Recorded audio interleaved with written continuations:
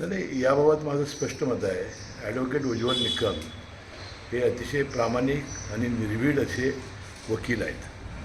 त्यांनी अनेक जे फार मोठे भयानक असे खटले होते त्यामध्ये न्याय मिळवून देण्याचा त्यांनी प्रयत्न केलेला आहे. मला आठवते की मी विधिन्याय खात्याचा राज्यमंत्री असताना अनेक लोक यायचे आणि आम्हाला विशेष सरकारी वकील हे उज्ज्वल निकमच पाहिजे असं सांगायचे.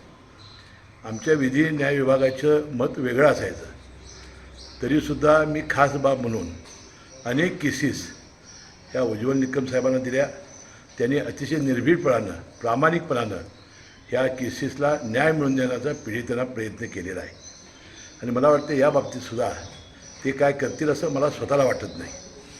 आता कालच काँग्रेसचे नेते विरोधी पक्ष नेते वडेट्टीवार यांनी हे विधान केल्यावर काँग्रेसचे प्रभारी चिन्नी थाला यांनी तात्काळ भूमिका आपली घेतली आणि त्यांनी सांगितलं की हे त्यांचं व्यक्तिगत मत आहे, हे काँग्रेस पक्षाचं मत नाही. आणि मलाही वाटतं आहे की उज्ज्वल निकम हे अतिशय कायदेतज्ञ आहेत. लोकसभा आणि विधानसभा हे कायदे मंडळ बनवणाऱ्या सभागृह असतात. यामध्ये लोकसभेमध्ये जे कायदे पारित होतील यामध्ये ॲडव्होकेट उज्ज्वल निकम यांचा फार मोठा उपयोग होईल, त्यांचा मार्गदर्शनाचा फार उपयोग होईल. म्हणून उज्ज्वल निकम यांना विजयी करणं हे फार मोठं लोकसभेच्या दृष्टीनं अतिशय चांगलं होईल असं मला वाटतं आहे.